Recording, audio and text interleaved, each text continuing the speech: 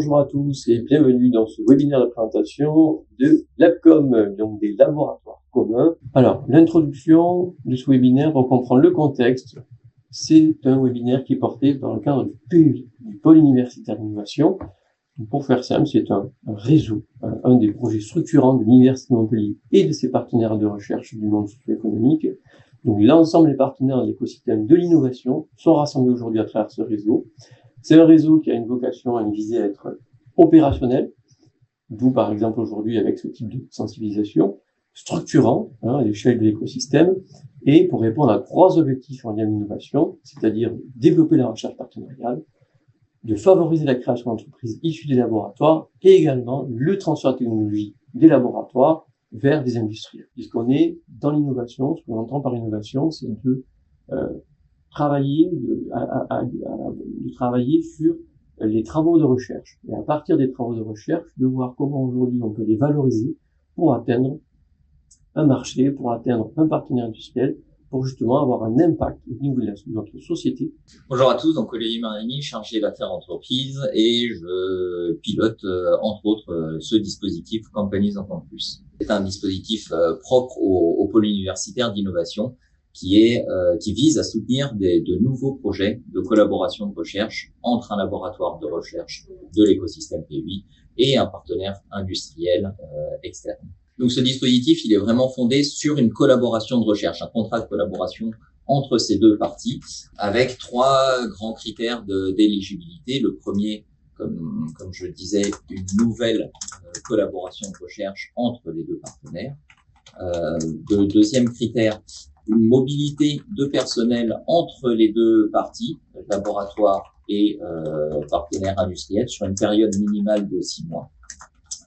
Qui peut aller jusqu'à 2 ans. Un apport financier également de la part du partenaire industriel, en essayant de se rapprocher le plus possible de l'esprit du 1 pour 1. Nous avons une enveloppe annuelle dans les 100 000 euros, un ticket entre 10 et 50 000 euros à apporter par projet candidat. Au-delà de ces éléments de conditions d'éligibilité, l'esprit vraiment de ce dispositif, c'est d'être un pied à l'étrier, une première brique pour construire un nouveau projet de recherche avec le partenaire industriel sur le long terme. Donc il faut pas voir le Companies en Campus comme un petit appel à projet, mais vraiment c'est la base d'un continuum et d'une aventure qui va se prolonger de longtemps en allant typiquement sur les dispositifs que mes collègues vont vous présenter par la suite. On se contente pas juste d'être un financement, il y a vraiment un accompagnement depuis le montage du projet jusqu'à la fin du projet et au-delà. Donc en allant sur ce dispositif Companies en Campus, c'est également s'assurer d'un accompagnement du P8 tout au long de votre aventure de recherche. Et la prochaine date, le 5 octobre pour candidater. C'est bien des fonds aujourd'hui qui sont fléchés vers le laboratoire, qui portent la collaboration avec le partenaire privé. Mais ces fonds-là vont pouvoir permettre de financer des ressources humaines, de l'équipement ou du fonctionnement pour le projet. Donc au bénéfice du projet dans le cadre d'une collaboration qui sera contractualisée entre le partenaire industriel et le laboratoire porteur. Frédéric Lang, du service d'ingénierie et d'accompagnement du projet de l'Université de Montpellier. Nos collègues nous ont présenté l'appel Companies en Campus en disant que c'était un pied à l'étrier pour les collaborations publiques-privées. Le deuxième étrier, on va dire, ça peut être par exemple le dispositif preuve de concept de la région Occitanie. Donc il s'agit toujours d'un partenariat public-privé, dont là l'objectif est d'accélérer le transfert des résultats de la recherche vers le monde socio-économique. Il s'agit du soutien à des projets qui ont déjà un TRL de 4 environ, et l'objectif est de les monter vers le 5-7, donc vraiment vers la construction d'une preuve de concept. L'objectif, c'est de valoriser des résultats qui ont déjà été obtenus, de rapprocher le secteur public-privé, et en créant cette preuve de concept, peut-être créer une start-up. Il n'y a pas de thématique particulière ou ciblée dans le cadre de cet appel à projet. Néanmoins, il y a quand même quelques conseils qui sont donnés dans le cahier des charges de cet appel à projet, puisque ce dispositif peut être aussi bien financé par des fonds régions que des fonds FEDER. la thématique doit s'inscrire dans la stratégie régionale d'innovation. Il faut que ce soit un projet à potentiel économique et sociétal. Il est demandé de mettre en avant les verrous technologiques qui seront levés. Il y a plusieurs critères d'éligibilité. Donc, le porteur doit être l'établissement de recherche, donc l'université, un autre organisme de recherche, le PSTT, une SAT même. Ça doit être donc basé sur des résultats déjà existants, donc TRL équivalent à environ 4. L'objectif de monter en maturité et, très important, l'implantation en Occitanie, au moins de l'unité de recherche, au mieux également de l'entreprise partenaire. Les biens, comme ce sont souvent des projets qui ne sont pas, des collaborations qui ne sont pas nouvelles, c'est bien lorsqu'il y a déjà eu un accord de la propriété intellectuelle qui a été formalisé. En tout cas, il faut montrer qu'il y a une stratégie qui a été réfléchie lors du dépôt de la candidature, et il faut que le projet s'inscrivent dans une démarche un peu à moyen long terme, avec un transfert vers l'entreprise de la technologie ou bien la création d'une start-up. C'est très important également que le caractère innovant du projet ait été validé par le PUI. Il faut que l'avis du PUI ait été obtenu en amont de la soumission. Les modalités de l'aide. Il s'agit d'un montant maximum de 100 000 € qui sera versé à l'établissement porteur, donc à l'université, en gardant en tête qu'il n'y a que 70% des dépenses qui sont éligibles. Donc, des cofinancements sont à apporter. Les dépenses éligibles sont notamment les dépenses de recherche et développement, de prototypage, de tests, de validation. Attention, des dépenses non éligibles sont celles du recrutement de doctorants, l'achat d'équipements. Il n'y a pas de frais de gestion et les missions ou déplacements sont au forfait sur 7% des RH impliqués pour des projets d'environ 18 mois. Les dépôts se font au fil de l'eau, mais il faut quand même anticiper une soumission environ 3 mois avant le démarrage souhaité, notamment parce que l'avis du PUI doit être obtenu en amont, et ça se fait avec un petit délai à prendre en compte. Oui, bonjour. Alors, Fleur Roux, donc je travaille dans le même service que Frédéric. Je suis à la direction de l'innovation et des partenariats de l'Université de Montpellier. L'appel à projet IDEMO générique. Donc, c'est en fait un dispositif qui est national. C'est un dispositif qui est opéré par BPI France dans le cadre du plan d'investissement en France 2030 pour le soutien des projets structurants de recherche et de développement et d'innovation. L'objectif étant le développement d'entreprises industrielles et de services sur les marchés porteurs, créateurs de valeur et de compétitivité, donc pour l'économie de la France, et qui vont contribuer à des enjeux de transition énergétique, écologique et numérique. Donc, développement de produits ou de services très innovants à forte valeur ajoutée, ou bien de démonstrateurs à échelle industrielle ou pré-industrielle en contexte d'innovation. Donc, on est toujours sur un portage par une entreprise, donc l'entreprise est le chef de file, mais il y a deux typologies de projets. Donc, soit un portage par une PME seule, donc dans le cadre d'un projet monopartenaire. Et dans ce cadre-là, on va être sur des assiettes de dépenses qui vont être au-delà de 2 millions d'euros. Et on a aussi la possibilité d'un portage par un consortium. Donc, dans ce cas-là, on se positionne sur une assiette de dépenses qui va être au-delà de 4 millions d'euros. Et dans ce cadre, le consortium doit rassembler des partenaires industriels et ou des partenaires de recherche, avec au moins une PME ou une entreprise de taille intermédiaire, dans la limite de 6 partenaires. Donc, le TRL de sortie qui est attendu, c'est un TRL autour de 7-8. Au niveau du financement, donc les entreprises sont éligibles à cette aide, et le financement va prendre la forme de subventions à hauteur de 50% à peu près de l'aide, et le reste sera financé par l'intermédiaire d'avances remboursables, avec une intensité d'aide qui va être variable, entre 25% à 60%, en fonction donc, du type de travaux et aussi de la taille des entreprises. Donc, il y a un reste à charge pour les entreprises et il y a donc un cofinancement qui va être attendu. Au niveau du financement des acteurs académiques, on va être sur de la subvention uniquement, avec une aide qui peut permettre de lancer jusqu'à 100% des coûts marginaux. Pour ce qui est des dépenses éligibles, on est sur des dépenses assez classiques, donc personnel, instruments, matériel. Par contre, on va être sur de l'amortissement uniquement sur la durée du projet, si prestation de services, licence, fonctionnement et les frais connexes. Et pour les critères de sélection, il y a une attention particulière qui va être portée donc sur le caractère innovant de la proposition, la crédibilité technico-économique et aussi sur le marché, l'impact industriel et l'impact socio-économique. Donc la prochaine relève de cet appel est prévue pour le 9 septembre.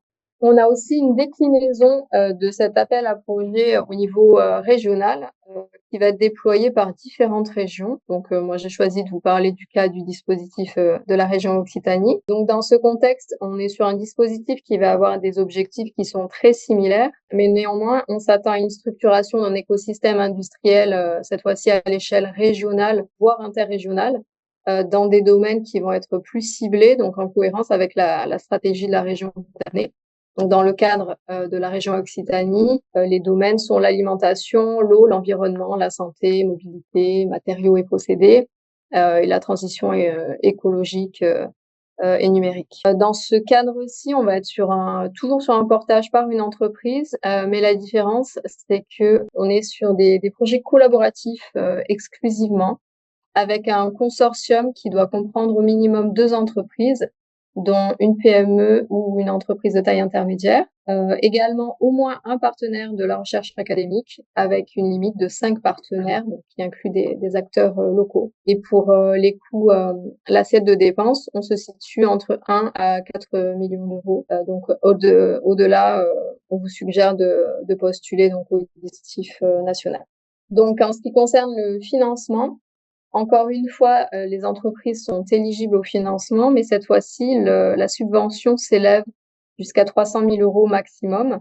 Le reste du financement prend la forme d'avances remboursables. Encore une fois, l'intensité de l'aide va être variable en fonction de la taille de l'entreprise, entre 40 et 60%, avec un reste à charge donc pour l'entreprise. Et pour les acteurs académiques, on est toujours sur du financement qui prend la forme de subvention, donc jusqu'à 100% des coûts marginaux qui sont financés. Mais ce qui est attendu, c'est que l'aide pour l'acteur académique atteigne au maximum 50% des aides totales du projet. Donc pour les dépenses éligibles, on est sur le même type de dépenses, c'est-à-dire du personnel, instruments, matériels, donc toujours sous la forme d'amortissement, des prestations de services, licences, fonctionnement et des frais généraux. Et pour ce qui est des critères de sélection, donc il y a toujours une attention particulière qui est portée sur le caractère novateur de la proposition, ainsi que sur la crédibilité et sur l'impact. Mais il y a aussi une forte emphase qui est portée sur la réponse à un enjeu de filière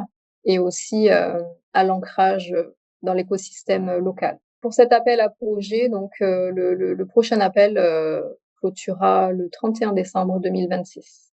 Très bien. Pour commencer, je vais vous dire quelques mots sur le projet de recherche collaborative avec les entreprises, également appelé PRCE. Donc le PRCE fait partie des appels à projets génériques de l'ANR, qui reviennent donc de manière annuelle. L'objectif est de soutenir les projets de recherche collaboratifs public-privé, donc de produire des résultats scientifiques communs à fort potentiel d'innovation. Comme pour tous les appels à projets public-privé, ça favorise le but est de favoriser l'accès des entreprises à la recherche académique, d'ouvrir les chercheurs également aux problématiques industrielles. Il vise à renforcer le transfert de connaissances et la compétitivité des entreprises. Toutes les thématiques scientifiques sont éligibles. Les seuls critères, c'est que les projets soient multidisciplinaires, si possible interdisciplinaires, avec éventuellement une perspective applicative. Et le TRL peut être bas à intermédiaire. Plusieurs critères d'éligibilité, donc un consortium obligatoire d'au moins un laboratoire public et une entreprise dont l'équipe recherche et développement est basée en France. La collaboration doit être effective avec une définition commune du projet, un partage des risques, des résultats, de l'API, de l'investissement également. Un accord de consortium sera requis une fois que le projet est sélectionné, qui définira les modalités de protection de la propriété intellectuelle, l'exploitation des résultats, etc.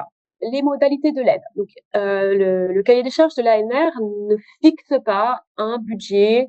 En général, on voit des projets qui ont des budgets en moyenne entre 500 000 et 2 millions d'euros, mais parfois moins. C'est faisable. La durée est également libre à l'équipe scientifique, ça peut être entre 24 et 60 mois. Les modalités. Donc, l'établissement public aura un financement à coût marginal, jusqu'à 100% du coût marginal, et l'entreprise bénéficiera également d'une aide encadrée, donc en fonction de la taille de l'entreprise, ça sera plus ou moins un haut pourcentage à coût complet cette fois. Donc, le processus de dépôt d'un projet PRCE s'inscrit dans le cadre des AAPG. Donc, il y a toujours une première phase environ en octobre, en général début octobre. Dans le cas des PRCE, ce n'est plus un dépôt qui va être éliminatoire en vue de la phase 2, ça va être un pré-enregistrement du projet avec la complétion d'un formulaire de caractérisation du projet, le CV des intervenants responsables scientifiques. C'est uniquement en phase 2, donc le dépôt se fait en mars en général, que le projet complet, le budget sera déposé pour évaluation. Pour les partenaires, pour ce partenariat public-privé, donc c'est que ce dispositif de l'ANR vise à structurer donc les collaborations académie-industrie. Ça peut être une première étape vers d'autres projets ensuite public-privé. Donc l'intérêt c'est aussi de partager les risques et les compétences aussi bien côté labo que côté entreprise. Et l'idée c'est de vraiment créer de l'innovation grâce à cette collaboration. Ça peut être un appel complémentaire du POC, mais aussi du BPI. Je vais maintenant vous parler du LabCom ANR. Donc, le LabCom ANR, c'est un dispositif qui est opéré par l'ANR pour la création de laboratoires communs entre une équipe de recherche publique et une entreprise autour de problématiques industrielles ou technologiques. Donc, le but, c'est d'encourager des partenariats bilatéraux, structurés et durables entre des acteurs académiques et industriels, tout en faveur de l'innovation, dans le but de valoriser d'une part les résultats de la recherche académique et aussi de promouvoir le développement d'innovations à fort potentiel économique. Donc, c'est un programme qui va être ouvert à toutes les disciplines et qui a permis de financer déjà plus de 300 laboratoires communs depuis sa création en 2013. Concrètement, le laboratoire commun, qu'est-ce que c'est ? C'est un partenariat qui est bilatéral entre un organisme de recherche et une entreprise française. Donc, ça peut aller jusqu'à 2 laboratoires dans le cas d'un projet qui a un caractère sociétal, mais généralement, on est vraiment sur des projets qui sont bilatéraux. Au niveau de l'entreprise, sont éligibles les PME, les entreprises de taille intermédiaire et les startups de plus d'1 an. Un programme qui va permettre de financer des activités de recherche et d'innovation qui sont menées en continu et qui vont pouvoir avoir un objectif évolutif en réponse notamment aux résultats, adaptable en fonction des résultats et aussi aux besoins de l'acteur industriel. Le laboratoire commun va reposer sur une feuille de route commune de recherche et d'innovation, se déploie sur 54 mois et aussi d'une gouvernance partagée, de la mise en commun, de moyens humains, matériels et immatériels. Le fonctionnement du LabCom va être formalisé dans le cadre d'un accord cadre ou accord de consortium. Et les projets qui sont attendus, ce sont des projets avec un TRL de sortie autour de 3 à 6, 7. Le financement du LabCom ANR, c'est un forfait qui va s'élever jusqu'à 363 000 € maximum sur 54 mois. Et ce sont les acteurs académiques qui vont être éligibles à cette aide uniquement. Donc, il n'y a pas de financement pour l'acteur industriel. Donc, ça se déroule en 2 phases. Phase 1 qui est une phase de montage ou phase administrative qui va durer jusqu'à 6 mois et qui va permettre la finalisation de l'accord cadre avec le versement d'une première tranche de l'aide à hauteur de 50 000 €. À l'issue de cette phase, donc l'accord de consortium signé va être transmis à l'ANR et il va permettre de déclencher la seconde phase qui est la phase de fonctionnement ou phase opérationnelle et qui, elle, va se dérouler sur 48 mois fixes, stricts. Pour ce qui est des dépenses éligibles, on va être sur des dépenses de personnel, donc des contractuels, des stagiaires, du fonctionnement, mission, l'achat d'équipements, tout ce qui est prestations liées au projet et des frais de gestion qui sont plafonnés à hauteur de 13,5%. Et finalement, pour ce qui est des critères de sélection, donc c'est une évaluation qui est effectuée par les pairs via un comité unique qui va se réunir 2 fois par an et qui va être composé d'acteurs académiques et d'acteurs industriels avec la possibilité d'avoir recours à des évaluateurs externes. Donc, ce qui va être jugé principalement, ça va être la pertinence du projet, c'est-à-dire la valeur ajoutée du laboratoire commun pour les 2 partenaires impliqués, la crédibilité scientifique et technologique, mais aussi la qualité du partenariat en termes de complémentarité entre les partenaires, d'engagement réciproque et équilibré, potentiel de valorisation, et finalement la qualité du montage en termes de gouvernance, de stratégie, de gestion de la propriété intellectuelle, et finalement tout ce qui est perspective de pérennisation au-delà donc du financement par l'ANR. Donc comme je vous l'ai dit, il y a généralement 2 relèves par année. Donc la prochaine relève aura lieu le 22 septembre 2026. Donc là, ça ne dépend absolument pas de l'ANR. C'est une sorte de label, en fait, que le CNRS propose sur des laboratoires communs. Donc, cette diapo vous présente en fait la différence entre un contrat de collaboration de recherche que l'une de vos co-tutelles peut mettre en place et un laboratoire commun. Donc, en fait, plutôt qu'un projet spécifique, par exemple un procédé innovant, c'est plus un programme dans ce cas-là qui est défini avec une thématique générale décidée conjointement plutôt que la problématique particulière. La durée est en général plus longue et adaptable et elle peut être tout à fait renouvelable. Les programmes et objectifs peuvent être mis à jour annuellement et dans ce cas, on demande quand même à ce qu'un équilibre des moyens apportés par chaque partie, enfin un équilibre dans les moyens apportés par chaque partie. Et dans ce cas, un flux financier de l'entreprise peut être optionnel, même si c'est quelque chose qu'on essaye d'éviter quand même, mais plutôt que de ne pas faire du tout de l'APCOM, on préfère mettre cette option-là dans la mesure où il y a un équilibre. Et dans ce cas-là, il y a quand même un comité de pilotage qui est mis en place de manière à ce qu'il y ait une gouvernance pour le suivi et l'orientation du programme. Donc, ce qu'il faut savoir, c'est que le laboratoire commun du CNRS a des critères d'éligibilité qui sont plus flexibles que le LabCom ANR. Donc, il n'y a pas de financement qui est apporté par le CNRS. En revanche, ça permet à la société et éventuellement au laboratoire d'avoir un dossier, c'est un vrai plus dans un dossier de demande de subvention, alors, par exemple de BPI ou etc. Donc, c'est adapté à toute taille d'entreprise. Ça peut impliquer plusieurs entreprises. On a même des LabCom avec des collectivités publiques. Il peut y avoir plusieurs UMR. D'habitude, le cadre contractuel, en fait, c'est des clauses classiques d'un contrat de collaboration, mais il n'y a pas forcément besoin de validation de l'ANR, contrairement au LabCom ANR, justement. Et l'instruction se fait au fil de l'eau. Et donc, pour candidater, il faut que ce soit un laboratoire dont le CNRS est co-tutelle et il faut prendre contact avec le ou la chargée d'affaires en charge de votre laboratoire. L'ANR propose aussi un autre type d'appel à projet qui s'appelle les chaires industrielles. Dans ce cas, l'objectif, c'est de construire et de structurer des projets de recherche collaborative. En général, c'est des domaines prioritaires et stratégiques qui sont adressés via un partenariat fort et durable. Ça permet à des chercheurs de notoriété internationale de travailler sur un programme de recherche ambitieux, innovant et de portée industrielle indiscutable. Et il y a aussi un volet formation par la recherche dans cet appel à projet-là. L'ANR finance le projet à hauteur de 400 000 € jusqu'à 1 million d'euros. Il faut savoir que c'est un cofinancement, donc il y a 50% par l'ANR, 50% par l'entreprise, et l'entreprise doit être en numéraire. Donc par exemple, c'est pas juste du personnel ou des machines. Il y a un versement qui est versé de l'argent qui est versé à la co-tutelle gestionnaire pour le laboratoire. Toutes les thématiques sont acceptables et la durée est de 4 ans. La campagne 2026 est close, donc la prochaine sera pour début 2027, donc vous avez le temps d'anticiper. Le règlement et le dossier de candidature qui est disponible sur le site de l'ANR, il faut savoir que c'est des données 2026.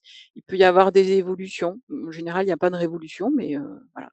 Et donc, on vous invite à prendre contact avec le service d'accompagnement de l'une de vos co-tutelles et surtout pour permettre à la co-tutelle de votre choix de vous accompagner dans vos montages de projets avec un service de qualité, on vous invite fortement à anticiper les dates limites de réponse aux appels à projets parce qu'en dernière minute, on fait comme on peut. Là, j'essaie de vous présenter en fait les différences, enfin les similitudes et les spécificités entre les laboratoires communs et les chaires industrielles. Quoi qu'il arrive, c'est toujours un projet conjoint public-privé. Ce qui permet une recherche en commun définie dans une feuille de route, une mise en commun des moyens humains, matériels et une gouvernance commune. Et puis les résultats, il est prévu que les résultats en général soient valorisés par l'entreprise. Ici, je vous présente en fait les différences entre les LabCom et les chaires industrielles. Donc le niveau de TRL n'est pas le même en fait en fonction de la chaire industrielle et du LabCom. En général, le niveau de TRL des Labcom va plus loin, du coup, vers plutôt 6-7 au niveau de TRL. Le financement de l'ANR diffère aussi. Pour les Labcom, c'est 363 000 €. Pour la chaire industrielle, ça va de 0,4 à 1,2 million d'euros. Ça, c'est le financement de l'ANR, sachant que l'ANR ne finance que la moitié du projet. Donc, il faut que la société mette le même montant. La formation par la recherche dans le cadre des chaires industrielles est vraiment nécessaire. Ça fait partie des conditions. Dans les deux cas, enfin, idéalement, un partenariat pérenne est prévu dans un Labcom. C'est idéal dans une chaire industrielle. Il existe des dispositifs pour vous accompagner, et puis n'hésitez pas à contacter les services d'ingénierie de projet pour vous aider à discriminer entre les deux appels à projets. Vous l'avez bien compris, des laboratoires comme ANR, CNRS et les chaires industrielles. Une petite spécificité sur les chaires industrielles ANR, c'est que par rapport à l'apport numéraire demandé par l'ANR à l'entreprise, il se peut que le montant soit diminué, l'assiette, le calcul est diminué, si le projet contient des CIFRE. Donc, s'il y a du recrutement de thésards avec le dispositif CIFRE, on décompte le montant du recrutement de l'apport numéraire. Ce qui, parfois, peut amener à avoir un projet qui tend à ce que le dispositif soit de plus en plus intéressant et adapté par rapport à un laboratoire comme ANR. C'est technique, mais ça peut répondre à certaines questions. Et de toute façon, comme l'a dit Pascaline, on est sur la base de projets avant contractualisation. Donc, pensez-le bien comme ça. Vous nous contactez dès que vous avez le projet et on trouvera le bon dispositif. Peut-être qu'il y a un système de fast track avec la NRT qui finance les CIFRE. Quand c'est une CIFRE dans le cadre d'un Labcom, et j'ai un doute pour la chaire industrielle, les dossiers sont étudiés plus rapidement. Donc, c'est encore un avantage à mettre en place un Labcom ou une chaire industrielle plutôt que juste une collaboration CIFRE. On est bon. Ok, bonjour à tous. Donc Marion Ayaoui, je suis chargée de projet européen au sein du service ingénierie et accompagnement de projet de l'université. Et donc je suis ravie de vous présenter les dispositifs de financement de l'innovation proposés par l'EIC, donc le Conseil européen de l'innovation, au sein du programme Horizon Europe. Donc pour faire simple, l'EIC vise à accompagner les innovations de rupture, de leur émergence à leur mise sur le marché. Donc il s'adresse à la fois aux chercheurs, aux entrepreneurs et aux entreprises qui développent des projets d'innovation radicale à haut risque, mais à fort potentiel de création de nouveaux marchés. Donc l'EIC se présente finalement comme un guichet unique qui offre des solutions de financement à chacune des étapes de maturation de la technologie, donc l'échelle TRL. L'idée étant de soutenir les meilleurs innovateurs européens et de dérisquer au maximum leurs projets pour attirer les investisseurs privés. Donc, il existe, comme vous pouvez le voir, 4 dispositifs de financement qui couvrent donc toute la chaîne de TRL, du TRL 1 au TRL 9. Mais je vous propose ici de vous attarder un peu plus sur les 3 premiers dispositifs qui sont ouverts aux innovateurs académiques, donc sur lesquels l'université propose un accompagnement. L'EIC Accelerator, donc le dernier, s'adressant exclusivement aux PME et aux startups. Donc pour ce qui concerne l'EIC Pathfinder, donc il s'adresse à des projets de recherche à un stade précoce et à des équipes qui souhaitent financer leur preuve de concept. Donc, il permet d'accéder à une subvention qui peut aller jusqu'à 4 millions. Pour le IC Transition, donc c'est un dispositif qui s'adresse à des porteurs qui souhaitent amener un peu plus loin leurs résultats de recherche en validant leurs concepts technologiques à plus grande échelle et en exploitant les voies de mise sur le marché. Donc, la particularité de l'EIC Transition, c'est que le projet, par contre, doit obligatoirement se baser sur les résultats d'un projet européen antérieur. Donc, n'hésitez pas à nous contacter si vous souhaitez obtenir la liste de ces projets éligibles.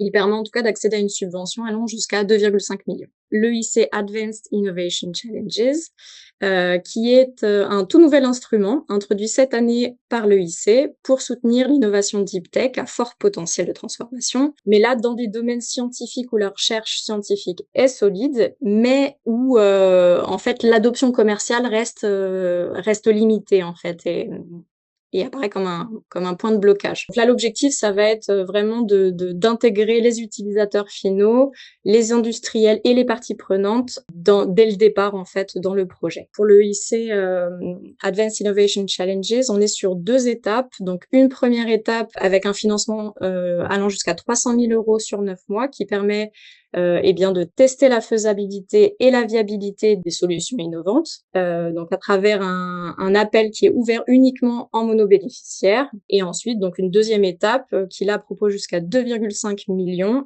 d'euros, donc sur 2,5 ans, et là qui s'occupe de financer donc le développement et les tests en conditions réelles des projets les plus prometteurs qui seront retenus lors de la première étape. Et donc là, il est possible après d'élargir le projet à un consortium de 2 ou 3 partenaires autour du porteur de la première étape. Donc voilà, il s'agit donc, comme vous le voyez, de projets soit collaboratifs transnationaux ou alors accessibles en monobénéficiaire, ça dépend un peu du type d'appel, et en tout cas financés à 100%. Ce que je peux vous dire également, c'est que le IC propose des appels à projets blancs, dits open, mais aussi des appels à projets thématiques, donc que le IC appelle challenge. Donc là, pour ces challenges, ça peut aller vraiment de l'intelligence artificielle à la technologie quantique. Ce sont des défis finalement qui sont identifiés chaque année. Donc si une année, les appels correspondent pas forcément à vos projets, à vos thématiques de recherche, l'année suivante, ça peut par contre être le cas. Ces défis sont pilotés par des programmes managers. Donc ils sont après chargés côté UIC de la coordination et de la création de synergies et du suivi des portefeuilles, donc en fonction des défis. Donc n'hésitez pas à vous rapprocher de votre cellule Europe pour en savoir plus. Et au SIAP, nous serions ravis de vous accompagner sur le montage d'un projet en réponse aux prochains appels. Donc vous avez l'EIC Transition qui se clôturera le 16 septembre prochain et l'EIC Pathfinder Challenge qui se clôturera le 28 octobre. Merci beaucoup. Donc avec cette année, 3 challenges identifiés par l'EIC. Donc le premier challenge qui a pour objectif de développer des matériaux avancés de rupture pour des systèmes de récupération d'énergie miniaturisée, permettant l'élaboration de dispositifs autonomes sur le plan énergétique. Un deuxième challenge qui, lui, vise plutôt à développer des interventions biotechnologiques ou pharmaceutiques, capables de prévenir, de retarder, d'inverser les maladies liées à l'âge.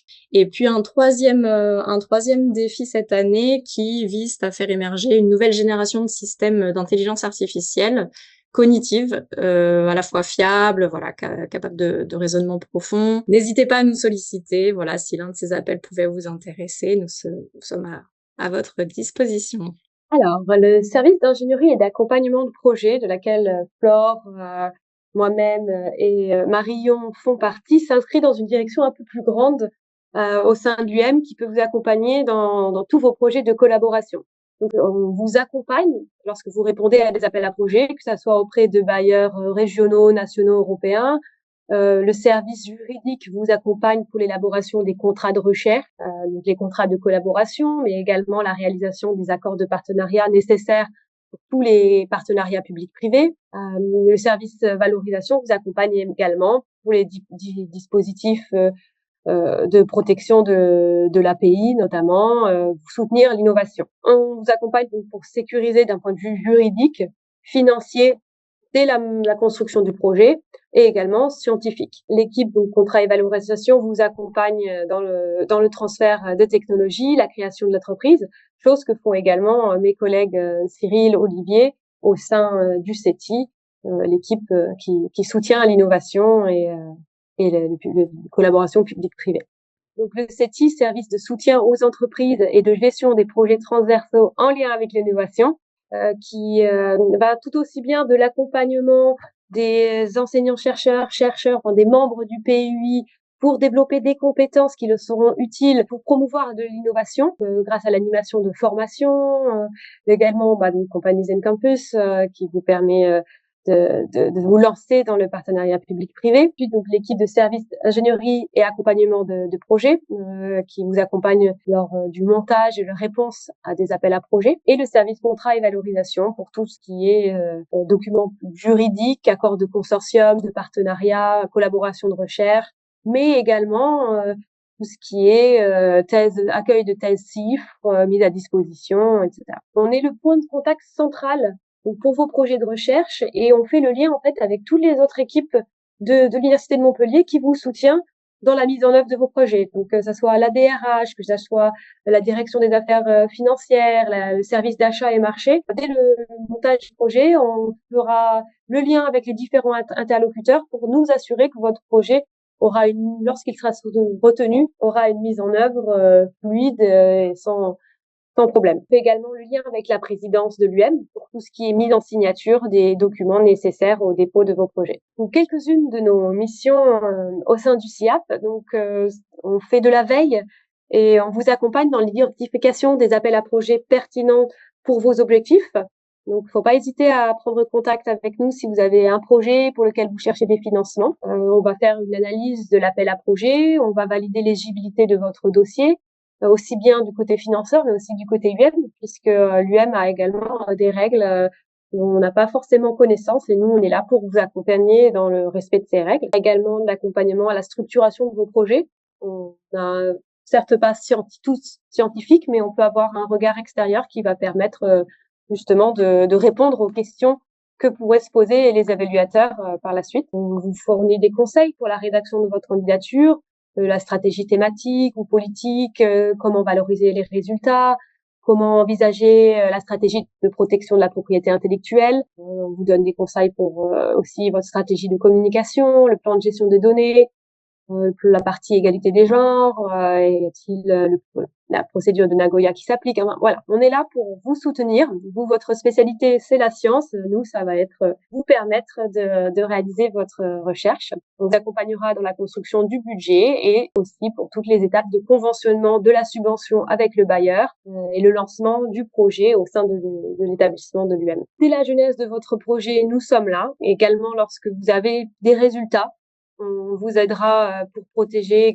vos résultats grâce à des déclarations d'invention. On vous accompagne donc sur le point financement. Dès que vous recherchez un financement, dès qu'un appel a été identifié, nous sommes là. Et notamment dans le cadre de partenariats public-privé, aussi bien l'équipe CETI est là pour conseiller l'entreprise, puisque parfois quelques questions, on se pose des questions sur quel intérêt de collaborer avec un partenariat public. Le CETI est là pour vous accompagner dans tout ça, pour créer du lien également. Peut-être que si vous êtes une entreprise, vous voulez collaborer avec l'université, vous n'avez pas encore d'interlocuteur ciblé, de laboratoire ciblé, on peut être là pour vous soutenir là-dessus. Et également pour protéger dès le début votre recherche. On peut signer non-disclosure agreement pour protéger les résultats potentiels de votre recherche, pour négocier aussi ensuite les conditions financières, la propriété intellectuelle entre les deux partenaires. Nous sommes là.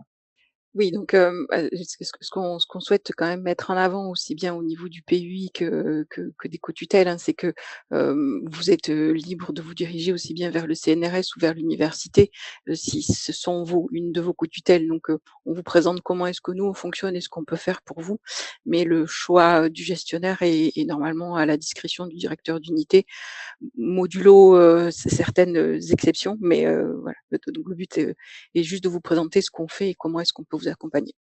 Donc, au niveau du service partenariat et valorisation du CNRS, on est divisé en 3 pôles. Il y a un pôle appel à projets nationaux qui s'occupe aussi des appels à projets régionaux, donc qui vous accompagne dans le montage et la contractualisation des subventions, du coup des projets pour ces bailleurs de fonds. Il y a un pôle européen international qui vous accompagne dans le montage et la contractualisation des projets européens et des subventions internationales. Il s'occupe aussi de la justification des contrats européens. Et le pôle industrie et valorisation vous accompagne dans le montage et la négociation des contrats qui impliquent notamment un partenaire privé. Donc on intervient aussi notamment dans les accords de consortium et dans les contrats de l'APCOM et dans les contrats de chaire industrielle, puisqu'il y a un partenaire privé, et on vous accompagne dans tous les aspects valorisation, cumul d'activités, concours scientifiques. Vous notez des adresses mail génériques sur lesquelles vous pouvez nous contacter.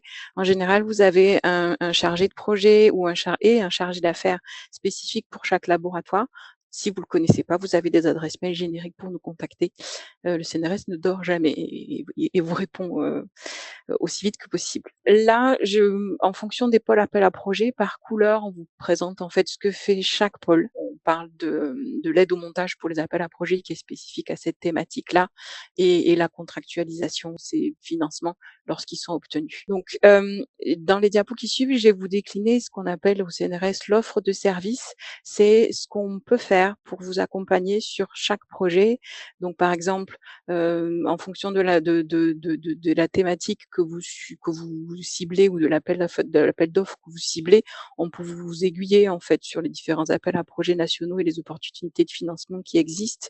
On peut vous accompagner sur les projets, vérifier, valider le montage administratif et financier. Et on réalise aussi des permanences en fonction dans les laboratoires, en fonction des besoins de l'unité. Donc là, c'est une discussion qui doit avoir lieu, voir quels sont vos besoins et ce que le SPV peut faire. Et les co-tutelles sont conviées des fois aux permanences aussi, et voir la SAT aussi, c'est possible. Donc ça, c'est le pôle Europe et international qui vous accompagne sur les projets européens et internationaux. Il vous conseille sur les choix des appels à projets, sur les attendus du financeur. Il vous aide à monter les budgets, prendre en charge, ils prennent la partie administrative de la proposition. Ils relisent vos propositions et donc ils négocient et contractualisent des conventions de subvention. Ils font des veilles des veilles réglementaires, ils font des actions de sensibilisation, ils vous proposent des petits déjeuners ERC de manière à vous sensibiliser, vous donner des informations à ce sujet. Il y a des journées annuelles du réseau des correspondants Europe, ils font des permanences régulièrement aussi dans les laboratoires.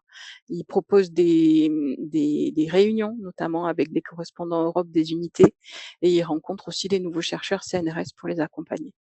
Et les gestionnaires financiers des unités sont aussi formés lorsqu'ils le souhaitent.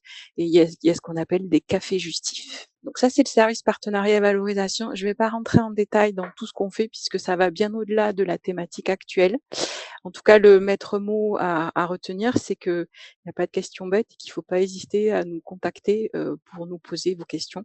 C'est plus simple de répondre à une question plutôt que d'essayer d'éteindre un incendie une fois qu'il a eu lieu. Si jamais vous souhaitez démarrer un partenariat public-privé et que vous n'avez pas forcément de contact dans les sociétés, n'hésitez pas à contacter les ingénieurs transfert qui pourront vous accompagner en fait dans la mise en place de ces partenariats public-privé. Dans le sens inverse, il y a aussi les ingénieurs transfert qui rencontrent des sociétés qui expriment un besoin d'une expertise particulière. Donc, il se peut aussi que l'ingénieur transfert prenne contact avec vous en vous proposant un partenariat. Ça va dans les deux sens. Quoi qu'il arrive, n'hésitez pas à contacter les ingénieurs transfert du CNRS. Ça, c'est des choses que le pôle industrie valorisation peut vous proposer pour vous accompagner. On fait des permanences dans les laboratoires en échangeant avec le directeur d'unité et de ses besoins. On peut prévoir des interventions en fait pendant le cadre qui convient. Ça peut être des AG, vos séminaires internes pour aborder une thématique particulière sur laquelle le directeur d'unité ou les agents expriment un besoin. On peut associer la co-tutelle et la SAT. On peut aussi faire ce qu'on appelle, nous, des minutes de l'innovation sur des thématiques bien particulières, à discuter en fonction de vos besoins. PUI est partenaire avec 9 pôles de compétitivité. C'est un partenariat d'entente stratégique, mais aussi opérationnel. Comme je dis, on est sur un PUI opérationnel. Ce qu'il faut retenir, là, vous avez pu voir l'accompagnement à destination du laboratoire. Certes, dans un projet de collaboration, l'industriel peut être inclus aux échanges, mais ce que vous avez vu avec Pascaline et avec Frédéric, c'est l'accompagnement pour les laboratoires en tant qu'interlocuteur principal. En tant qu'entreprise, vous avez un projet innovant, vous pouvez faire appel à ce qu'on appelle les pôles de compétitivité. Et donc, ils ont aujourd'hui une démarche en fonction de votre projet d'y apporter une expertise, puisqu'ils réunissent souvent des conseils scientifiques avec des chercheurs, des universités, établissements partenaires pour évaluer les projets, avec aussi une orientation marché. Les pôles compétitifs peuvent aussi vous labelliser des projets, un petit peu comme ce que expliquait Pascaline avec Laboratoire commun CNRS, mais la labellisation là se fait plutôt côté partenaire industriel. Et également, les pôles de compétitivité sont là pour aider à vous donner une visibilité en tant qu'industriel avec ce caractère innovant qui peut vous différencier de vos concurrents. Donc, nous pouvons vous mettre en relation avec nos contacts des partenaires engagés si vous le souhaitez, et ça fera partie des questions que nous poserons dans l'enquête de satisfaction de ce webinaire. 2-3 chiffres clés par rapport au premier dispositif Companies on Campus dont je vous parlais tout à l'heure, depuis 2018, date à laquelle ce dispositif a été créé, 139 projets ont candidaté et 69 ont été lauréats de cet appel à projet.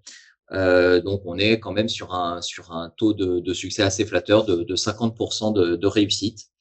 Et parmi les 69 projets qui ont été suivis, il y a des crashs dans le sens où les partenariats se font aussi avec des startups qui sont dans les débuts de leur aventure. Néanmoins, on a aujourd'hui 25 poursuites de projets qui peuvent se traduire par des montages de tests chiffres, des projets qui aboutissent sur des labcoms qui sont remportés, des chaires industrielles, des PRCE qui sont en cours de montage. Et ça me fait une bonne transition vers les quelques chiffres clés concernant les appels à projets labcom ANR uniquement, hein, et chaires industrielles également ANR. Aujourd'hui, depuis 6 ans, conjointement au niveau du PUI, nous avons remporté 11 projets labcom et 2 projets chaires industrielles. Donc c'est relativement c'est un beau succès et on le voit à travers les années, il y a comme une montée en puissance quand même. La communauté scientifique s'empare de plus en plus de ce sujet. On a toutes les ressources en interne, que ce soit côté CNRS ou côté Université de Montpellier ou également les autres partenaires du PUI pour vous accompagner sur ces dispositifs. Et je profite de l'occasion pour vous rappeler que ces dispositifs, comme disaient mes collègues, c'est des dossiers qui sont assez lourds et complexes à mettre en place. Donc, n'hésitez pas à nous contacter le plus vite possible pour qu'on vous accompagne au mieux. Vous avez en clôture l'ensemble des contacts disponibles et on vous enverra le slide